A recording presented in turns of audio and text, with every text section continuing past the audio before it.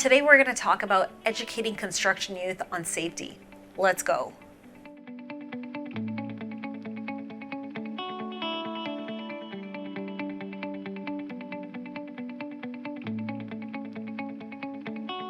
So talk to me. Educating construction youth on safety. So what is your first experience about working or being out in the workforce? Oh, that's interesting. Yeah. Construction? It usually goes one of two ways. Yeah. My first experience, I'm not going to say the workforce because the workforce was a paper route and then lawn mowing. Oh, yeah, okay. That was there's some probably unsafe moments there as well. Yeah. Let's talk about construction. So construction, well, actually there's two worlds. I don't know if I've actually even told you guys about this, but before I went into high-rise construction, I started working for a small-time renovation company. Oh, no way. I didn't know that. And it was just an owner of, the company was White Rock Renovations. Owner was my dad's friend. My dad used to do kitchens for this company. And I started working with him. Awesome, amazing mentor in quality of work. Like, do it right. Yeah. Screw speed, we're doing it right. Craftsmanship, yeah. Great way of putting it. Nice. And but safety, non-existent. So nice? Okay. He just had no idea. Yeah. No idea. So I'm in the doing renos, pulling down old ceilings, insulation going everywhere. Did I have a mask? If I could find one, right? Yeah. Crawl spaces, drywall dust, cutting concrete, all the above. Working on ladders, working on roofs. No safety training, no safety conversations, no nothing. So that's one world. That world still exists to date in the industry. Small-time renovation is basically not changed, from my opinion. Yeah, no, I agree. Then moving into high-rise construction, there was a level of safety, as in I got orientated on site. Okay. But then it was a time in the industry where we're still focused, and I know everyone's heard me say this, but predominantly on PPE. Yeah. Wear your fall protection, wear your hard hat, wear your steel-toed boots. Was there training on how to use a forklift? No, it was some 65-year-old that had been doing it for 35 years said, hey, these are the levers, get in there and do it. How to use a hammer drill? No idea. Just turn it on, drill into the concrete. Oh, by the way, if it hits rebar, it will throw you across the room. That, you learn from experience. And that was less exposure to risk, just in the sense that I was predominantly a laborer. If I was in high-rise construction environment, it was in the whole of so there's fencing everywhere. There's risk, but it wasn't, I guess it's all relative. A lot of people will be like, yeah, there was extreme risk around you at all times with all the machinery and everything. But really the leap to the highest risk was when I went to high-rise construction. Still new and young. I was 21 years old. Yeah, that's still young. Knew nothing about windows. Yeah. And I went into that industry very naive and very much a go-getter. And so the mentality in construction for my world that I experienced was work hard, don't ask too many questions, get the job done. And so when I remember in a situation where I was 3 weeks into working at this company and I was a manager somehow of service, and we were replacing glass on a 40-story building. Yeah. 3 weeks into not knowing anything about windows, remember that. Wow. And it's structural glazed unit, so that means it's only held in by silicone. So you have to replace it from the outside of the building. So we had a team of 4. There was one person on the 47th floor controlling a winch that was cored through an eyebrow so they couldn't see us. And we were on a radio, and 2 of us were on the swing stage, and there's 2 people below us putting a piece of glass onto a power suction cup, so it sucks onto the glass. Yeah. That's attached to the winch, which is attached to the swing stage we were on with loose rubber bands. So if the glass dropped, the swing stage wouldn't drop with it, or it wouldn't affect the swing stage. This is all just stuff we came up with on the spot. Wow. No safe work practice. Yeah, procedure, nothing. Read my mind. I was like, is there we're kind procedure? of doing this on how can we do this safely? Wow. But don't worry, we had a 20-foot control zone. Oh my God. And so, sorry, how old were your colleagues or your coworkers? 21. I was 21. They were probably somebody else was like 18, 19, 24, maybe another 24-year-old. Wow. Or 27 or something. And so anyways, we're going up the swing stage.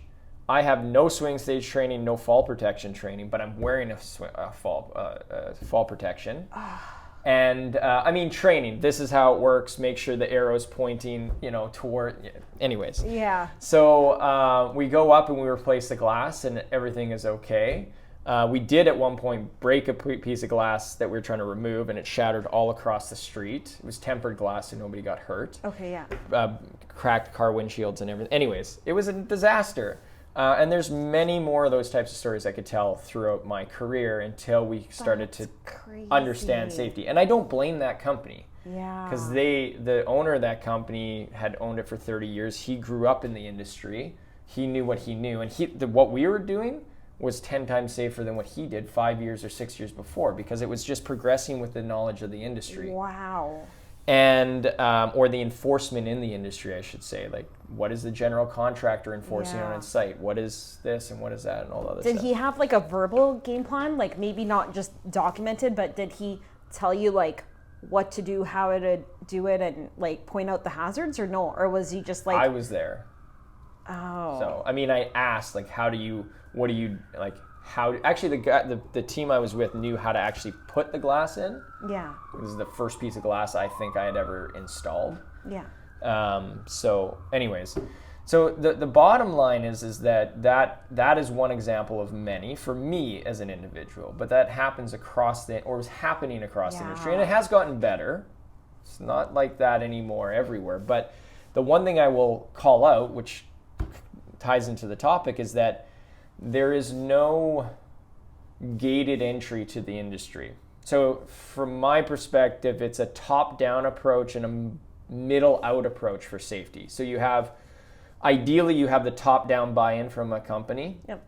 And it's kind of enforced from the middle out, from the safety officer kind of pushing up and pushing down to the crews in the field. And a lot of times that officer is probably not liked by the management team or the team in the field. The management team, why do they got to go so deep into safety? We can't even, work anymore because there's so much stuff. Why is it taking so much time? Yeah, and then the people in the field is, all you want is another form signed off. You just want me to fill out paperwork all day. What is this bullshit? Blah, blah, blah. Yeah. And they're stuck in the middle. But there is no world where, and so going back to kind of that gated entry to the industry, there's no world where it's a kind of a bottom-up approach too, where new and young workers entering the workforce have a base understanding of safety at a deeper level than protective equipment. Yeah. Deeper level of compliance and how complacency kills, and how to break up that complacency, and the reasoning behind doing paperwork and why you need to do certain things, and how it ties into your ecosystem that you work within, like quality and just being a tradesman or woman in the industry. Like, that should all be intertwined together to shift the mindset, so that when they come in, it starts pushing even those companies that you might go work at a renovation company that has never done safety, but now all of a sudden you have workers that are coming in that know base understanding and start pushing up saying, well, actually, that's not safe. We should do it this way, and start to kind of gate that and change that. You imagine the medical world. Could you imagine if it was just based on whatever hospital you worked at had certain type of training? Right? It's like you become a nurse, you become a doctor, that's the standard, then you're going to work for a facility, and that it's more of a, and same with the airline industry and so, but that doesn't happen in construction. No, I agree. And unfortunately, like the experience that you had, it's still had or felt by other new workers that are still coming into the industry. And that's a really good point too. There's nothing that's like uniform or consistent, or there's nothing that's all across the board. Yes, we have WCB regulations, but how many people actually know that? Like how many business owners of construction companies actually know where to go or what to look at it? Yeah, and what's exactly required. What's required, right? So even your past bosses, maybe they want to do the right thing, but they just didn't know what the right thing was. 100%. Right? 100%. And so it's, where do you go from there? Or how do you make it so that it's more like education and workers are more informed? How do you train them? What does that look like? What other outside agencies So for example, like the BCCSA, they do a phenomenal job Yeah, with of all the course. resources, training. They have the advisors putting it out there. I think there needs to be more like education and awareness around it. And even having, for example, like the safety platforms in place. People are actually talking about it now. Yeah. There's a lot of younger people that are into technology and they're on their phones or Accessibility. yeah, just having that access. And even with the internet now, like there's tons of resources. Yeah. You can get in there. And it's not only beneficial towards or for the worker, but it also benefits the business as well. Because they can be looking up the same resources and saying, hey, how do we educate our workforce? How do we educate our workers so that we can empower them and strengthen them so that when they're out there in the field that they're safe? Yeah, I agree. And I think the BCCSA is one of the most amazing initiatives I've ever heard of, but I now know of it, didn't know of it when I was running a 100-person construction company. And could I have used it? 100% I could have used it. But I just didn't know about it.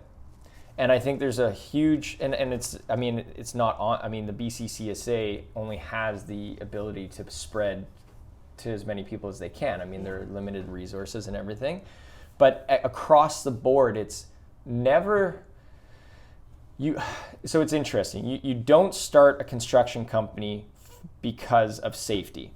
That's not why you start that company. You don't start a drywall company because of safety, right? But it's not that you're doing the job because you don't care about safety either.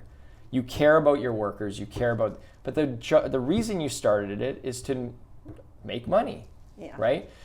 But if we can do this properly, it's not like it's combining everything together. Because whenever you talk to somebody about making money and you say, well, do you care about quality? Yes, they care about quality. They care about all these types of things. But all of that stuff comes with, like, what do I have access to that knowledge for change? So for example, prior to digital safety platforms, you had 500-page manuals on site. So even these companies that know safety are trying to distribute safety through a way that's really impossible to have access to. If I'm a new and young worker, I go through an online or a training program, and I have, that's supposed to be my Bible. I have all my procedures, everything's in there. There's no way you're carrying that around with you. So what do you carry around with you? Maybe a hazard assessment if that company is in the top 1 percentile of how, right? So most of the time it's by knowledge and the people you're working around. And so I think that there's something that we can do, and this is a huge initiative, but there's ways that we can connect safety to be more of a part of what we do day in and day out, as far as, let me rephrase that. So getting into schools, getting safety to new and young workers earlier than entering the industry. Because when they enter the industry, you're getting all different walks of life. You're getting people that are scared of heights, that aren't scared of heights, that know how to work on ladders, that don't know how to work on ladders, different risk levels, different tolerance for risk, all of these different things, but with no base training. So most of them have either gone to high school, gone into some type of trade school. Maybe they haven't, maybe they're wherever they are. Let's try and get those programs, if you're in mechanics even, in high school, or some type of a trade program in high school. Pair that up with field level compliance. I bet you they still don't fill out forms in trade school, and they don't follow proper safety compliance in trade school. Probably not, that's something we should look into, because I don't think... We definitely do. Yeah. I was going to say, you know who's really good for it is Alberta, the province of Alberta. 100%, so even before people get out into the trades, like before even graduating grade 12, so they have trade programs there. And they actually bring on, there's like organizations such as like OSA, so Oil Sands Safety Association. So oil and gas, it's big money. So they invest and they put it into the future of construction and oil and gas. And so they have these programs, and I've been a safety ambassador with SafeGen, which is an association that actually gives back. So what I do is I go and present in schools to these high schoolers, and we need more of that. I agree. And I actually did that with the BCCSA as well, but we need to have more education and more resources and more access to all of that, so that our workers, once they get out into the field, even before they get out onto any site, that they have that knowledge. Before they decide if they want, because I think oil and gas, mining, they're more advanced, but before you choose, do I want to be in oil and gas, mining, construction, whatever it is, have a base understanding of safety, compliance, and what it means and what complacency is, because whether we even join the trades or not, I'm learning now, just sitting in front of a computer 10 hours a day, that my back and neck is falling apart. Yeah. And when I go home and mow the lawn and work on my roof and all these other things, these are things that we need to ingrain, not so that we have a risk, such a low tolerance for risk society. That's not our goal, but to understand. And be aware. That's all. Yeah. And I think that can change Definitely. how, the future of We're trying to make it happen. Let's do it. Yeah. Awesome. One step at a time. Or tomorrow. Yes. Okay. Let's do tomorrow. Change it all in one day. Just send out 7,000 tweets and LinkedIn posts tonight, okay? You're awesome. Thanks, everyone. Bye. As we end today's podcast, it would mean the world to me if you'd take 5 seconds and push that like button. Leave a comment to let us know how we did and show some love. If you have any questions or topics you'd like to explore, tell me about it below. Don't forget to subscribe. One last thing, you're going to want to download our resource on de-risking your business. I'll put the link in the description. Where's the link? Up here? Maybe up here? Down here or over there?